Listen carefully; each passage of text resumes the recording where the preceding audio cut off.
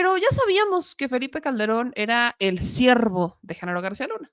Se sabía, y creo que a nadie debería de sorprenderle, porque sabíamos que Calderón, el expresidente, era el siervo de su secretario de Seguridad, porque muchas veces, en más de una ocasión, dijo que él no tenía ni idea, ¿no? Que Genaro García Luna tuviera vínculos con el crimen organizado.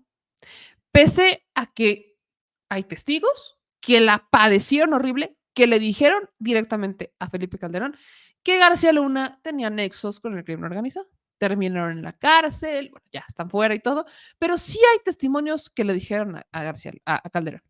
Cuando todos esos testimonios se hacen públicos, Calderón pasa de decir que no sabía a decir que sí le dijeron, pero que no lo creyó porque pues querían el cargo de secretario de seguridad y pues estaban como muy la grilla, ¿no? Calderón lo minimizó y dijo, no, pues que es la grillita. Luego, cuando volvimos a confirmar esta información, la volvemos a confirmar por, pues por este documental del caso Casés Vallarta. Cuando justamente es el expresidente francés Nicolas Sarkozy, que en una declaración para el documental, pues dice que a él le sorprendió mucho cómo es que Felipe Calderón no era el que mandaba, sino que se notaba que Calderón, pues estaba más a lo que dijera Genaro García Luna. O sea, que Genaro García Luna tenía como un papel muy relevante en la toma de decisiones del presidente, cuando era al revés. Se supone que el presidente es el que manda y que el secretario de seguridad, pues es el que podría proponer, pero no ejecuta, o sea, no ejecuta fuera de lo que le diga el presidente. Y aquí pasaba al revés. Pues ahora viene un cuarto momento. En su nuevo libro de memorias, Nicolás Sarkozy relata cómo el exsecretario de Seguridad tenía no solamente un papel importante, sino un papel decisivo. Así, un papel decisivo en, en el sexenio de Felipe Calderón. Cito un poco lo que dijo sobre este momento. La relación de fuerza entre ambos hombres estaba invertida. Era el ministro, el secretario, quien dictaba su voluntad al presidente y no al revés. Yo no conocía el motivo de aquella extraña situación, pero ahora podría calibrar su alcance. Las primeras noticias fueron bastante alentadoras. El presidente Felipe Calderón no veía con malos ojos un traslado de la penada francesa a su país natal para que cumpliera allí parte de su condena. Son parte de las memorias de Nicolás Sarkozy. Dice los años en este libro, los años de las luchas, ya en su traducción a español, como lo prevía en una visita fructífera, culminaría en un affair con su homólogo mexicano, quien de un momento a otro cambió su postura sobre el destino de la ciudadana francesa por la injerencia de quien fuera el segundo al mando en su gobierno, Genaro García Luna. El superpolicía que colocó al frente de la Secretaría de Seguridad Pública durante su gestión para orquestar su guerra contra el narcotráfico y quien hoy día está detenido en Estados Unidos acusado justamente de narcotráfico. Dice en sus memorias, Nicolás Sarkozy, que había en efecto algo más grave y que ocurría entre los bastidores de la vida política mexicana. Se trataba del papel decisivo que desempeñaba Genaro García Luna, el responsable federal de seguridad pública. La relación de fuerza entre ambos hombres estaba invertida. Era el ministro, o sea, Genaro García Luna, quien dictaba su voluntad al presidente y no al revés. Ahora dice que podría calibrar el antecedente.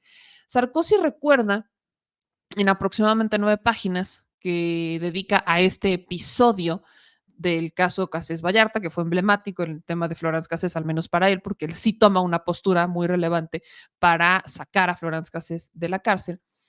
Dice, más o menos, que a su llegada había recibido una carta de Calderón en la que se mostraba dispuesto a avanzar hacia una salida en el caso de Florence Cassés. O sea, que no estaba cerrado que pudiera Cassés irse a Francia.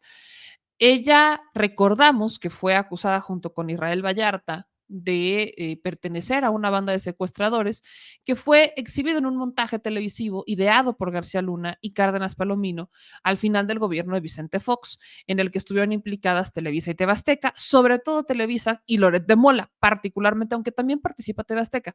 Pero la óptica que tuvo TV Azteca de ese momento ya era distinta, porque de hecho ya habían empezado pues, el show y lo habían empezado, según la evidencia que se tiene, a petición de la producción de Loret de Mola, o sea, particularmente de Televisa, aunque él insiste en deslindarse.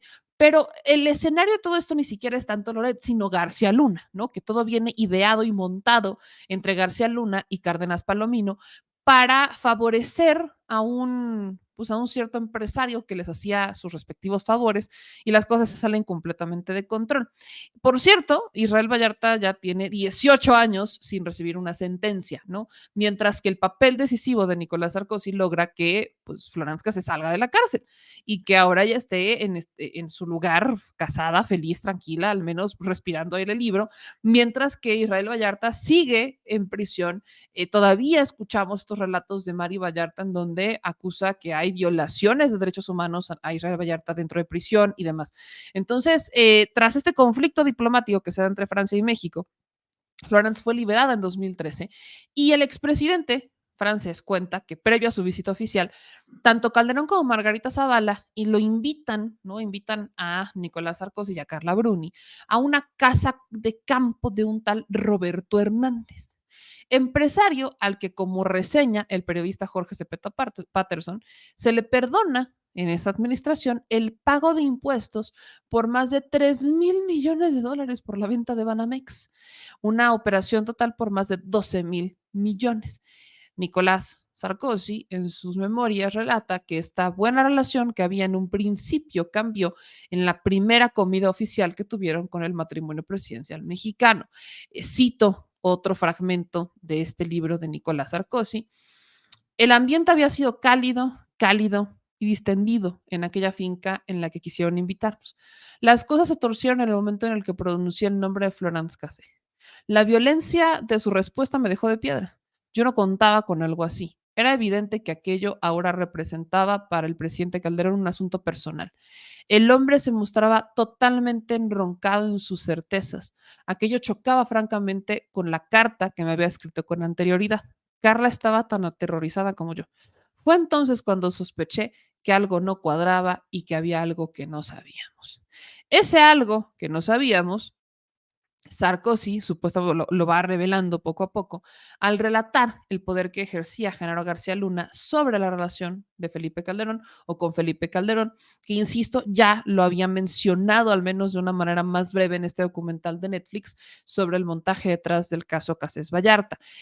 Sabíamos, y vuelvo a citar, en ese caso en particular, el presidente no podía tomar decisiones sin su ministro y que su ministro era, en este caso particular, más poderoso que el presidente. Ahora, en estas memorias, continuando con estos relatos, describe que luego de esta cena, él no desistió de su objetivo. Sabemos que no pasó así porque al final logra sacar a Florence Cassés, aunque ya es hasta 2013, pero recuerda que constituyó un equipo de trabajo jurídico para este fin y escribe que la rigidez, la brutalidad y la inhumanidad del presidente mexicano habían conferido unas dimensiones tremendas a lo que debería de haber quedado en una cuestión particular, como a menudo ocurre entre países amigos. Más adelante, cuando la Comisión Jurídica apenas empezaba a trabajar, Calderón anuncia públicamente cómo quería su subordinado, García Luna, que Florence Cassés cumpliera su condena en México, argumentando que la sentencia de 70 años de reclusión no existía en Francia y que el traslado era imposible. En ese sentido, recuerda que tuvieron que cambiar de estrategia, ¿no? Tuvieron que hacer una modificación de estrategia y fue cuando la Iglesia mexicana acepta llevar a cabo su propia investigación sobre el asunto. Sarkozy revela que la Iglesia, antes de intervenir, encomendó investigar el caso a Pedro Arellano y que estuvo varios meses trabajando sin descanso. Pero bueno, en este punto, lo que dice Nicolás en sus memorias sobre las presiones que ejerció Felipe Calderón contra el Poder Judicial y los ministros de la Suprema Corte para que no fallaran a favor de Florence Cassés, pues refiere que las prácticas indignas de una dictadura persistían a pesar de las pruebas que exculpaban a Florence Cassés. Sobre estas mismas presiones, creo que es bien importante también recordar estas declaraciones que hace Arturo Saldívar Arturo Saldívar, todos nos acordamos que fue pues ya en la administración del presidente López Obrador. No, yo no lo había escuchado antes, pero en esta administración ya lo dice de manera más pública. Saldívar dice que fue amenazado, ¿no? Que fue presionado y amenazado ya por la administración de Felipe Calderón para que su voto pues fuera completamente en contra de un proyecto que pudiera darle una oportunidad a Florence Cassés de salir de la cárcel y que de alguna manera pudiera beneficiar en las intenciones del expresidente francés. Insisto, esto no nos debería de sorprender a muchos porque ya lo había dicho, ya lo habíamos escuchado del propio Sarkozy en el documental, pero ahora lo escribe en sus memorias, le dedica 9 páginas, no sé si eso lo pudiéramos tomar como importante o no. Tampoco hay que decir que Sarkozy era como, ay, el prócer de la libertad y la democracia, ¿verdad? Creo que también es un personaje que tiene su oscuro momento ahí en Francia, así que digamos, uy, qué prócer de la libertad es. No, pero al menos mejor que Calderón, creo que sí, ¿no? Creo que entre los malos todavía hay unos que son menos malos que otros. Y aquí vemos como otra vez hay un testimonio de alguien de alto poder, de alto rango, que vuelve a apuntar a una relación de complicidad y de subordinación del expresidente Calderón hacia Genaro García Luna. Por eso no se logra entender, por eso simplemente no nos compramos. El Calderón no supiera que García Luna estaba vinculado al crimen organizado. Es más, Felipe Calderón intenta lavarle la cara en más de una ocasión a García Luna. Primero diciendo que se le hacía muy raro, ¿no? Que hubiera tantas pruebas y que no lograran hacer el juicio, ¿no? Porque recordemos que fue un proceso muy largo, había muchísimas pruebas, luego la defensa de García Luna decía que esas pruebas sí eran muchas, pero que no eran para ellos y que era como un montón de papeles. Y luego empezamos ya cuando llegamos al juicio, pues se cae, ¿no? Se rompe esta hipótesis de Calderón de que es que no tenían con qué enjuiciarlo y que todo era montado y que pues todo contra García Luna era un show y por eso no se armaba un juicio. Cuando inicia el juicio, empezamos a ver que por ahí había una manita o un pajarito que le empezaba a dar información mala al abogado, así como que no sé si en realidad lo querían ayudar o no, o empeorar la situación. Y Genaro García Luna pues termina siendo declarado culpable. Ahora el escenario para García Luna es esperar la sentencia. Estamos esperando la sentencia de Genaro García Luna, pero ya se tumba por completo esta teoría o esta mentira de Calderón de que es que él nunca supo, porque incluso, repito, hubo testimonios donde confirmaban que Calderón sabía de estos vínculos con el crimen organizado y ahora se le va al Internet. ¿No? Se le fue el Internet a Felipe Calderón, otra vez con el caso de Genaro García Luna. Entonces, creo que sí es relevante retomar este tema para volver a decir que Felipe Calderón, hoy ya hay muchas herramientas de Internet. Ahí está el Starlink, ¿no? Porque cada que sale uno de estos temas, cada que alguien lo señala de ser no solamente, más bien que rompe esta idea de que Calderón fue engañado, porque ahora ya se quiere vender como el engañado. Ahí se le va el internet, se le va el internet al hombre. Cada que alguien cuestiona y que presenta una evidencia o un testimonio donde se confirma que Calderón no fue ni víctima, ni engañado, ni nada, se le va al internet. Entonces, desde este espacio le hacemos una recomendación a Calderón de que ya hay muchas herramientas de internet. Ahí está Starlink, ahí está el internet de la CFE, digo, si lo quiere probar, adelante. Intentó privatizarlo, pero bueno, ¿qué más da? Usa el internet para que no se le vaya, para que cuando se le pida, cuando se requiera una opinión, pues ahora la dé, porque están muy chuchos para hablar cuando no se requiere sus opiniones, pero cuando algo les compete directamente, hacen mutis. Ni para defenderse saben, ni eso pueden hacer, mijos, ni eso pueden hacer. ¿Qué les digo?